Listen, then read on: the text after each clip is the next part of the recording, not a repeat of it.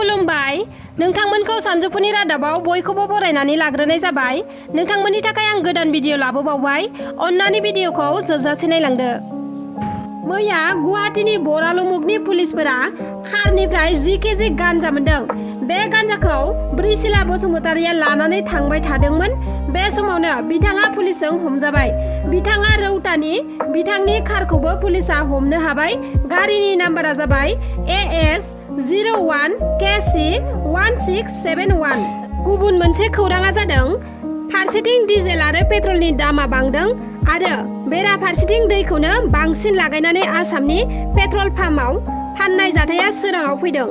आसामनि Mangaldai service station Punia थाव दिपुआव जादों बे जाथाया। दैखौनो लागायनानै डिजेल होनना फाननाय जाथाया सोराङाव फैदों।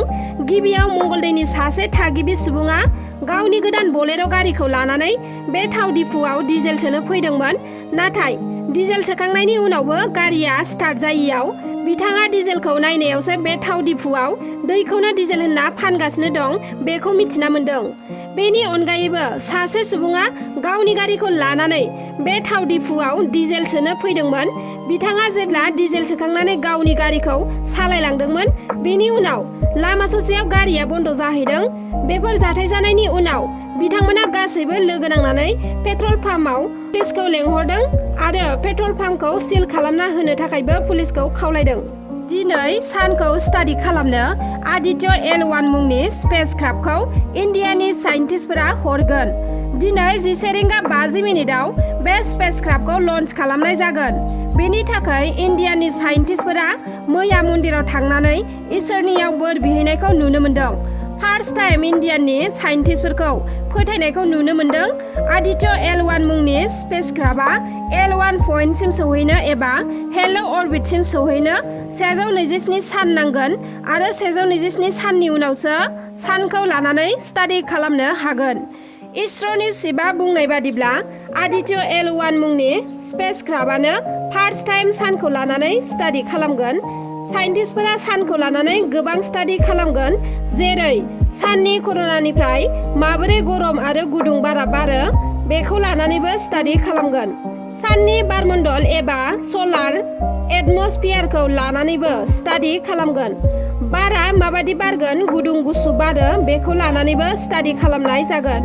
बारहुंखा फैनाय आरो सलार वेभ फैनायफोरखौ लानानैबो स्टाडि खालामनो आदित्य L1 मुंनि स्पेसक्राफ्टखौ दिनै फुंनि 11:50 लन्च खालामगोन आरो बेखौ बयबो लाइभ नुनो मोनगोन।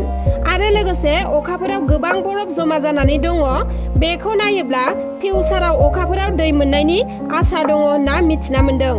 आरो लोगोसे अखाफोराव अक्सिजेन मोनबाय नाथाय हाइड्रजेनखौ मोनाखै। जुदि हाइड्रजेनखौ मोनोब्ला हाइड्रजेन आरो अक्सिजेनजों दै सोमजिहोनो हागोन। साइन्टिस्टफोरनि गिदिर सोंथिया जाबाय अखाफोराव जिउ गोनांफोरा थांनानै थानो हागोन ना हाया आरो मानसिफोरा थांनानै थानो हाहैगोन ना हाहैया बेखौ स्टाडि खालामगासिनो दङ। अखाफोराव मानसिबो हरनाय जागोन। बेनि थाखाय इन्डिया हादरनो 20 बोसोरसो सम नांगोन होननानै मिथिनो मोन्दों।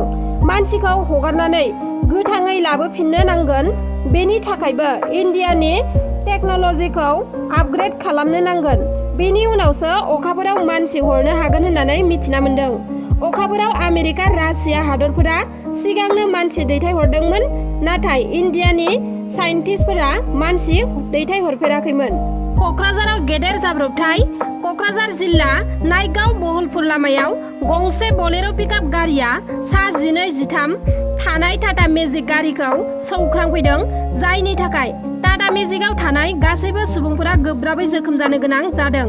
रिपर्टनि बादिब्ला क'क्राझारनिफ्राय बहलपुर फारसे थांबाय थानाय टाटा मेजिक गारिखौ AS 17C 5064 नाम्बार प्लेट थानाय बलेर' पिकआप गारिया सौख्रांफैदों।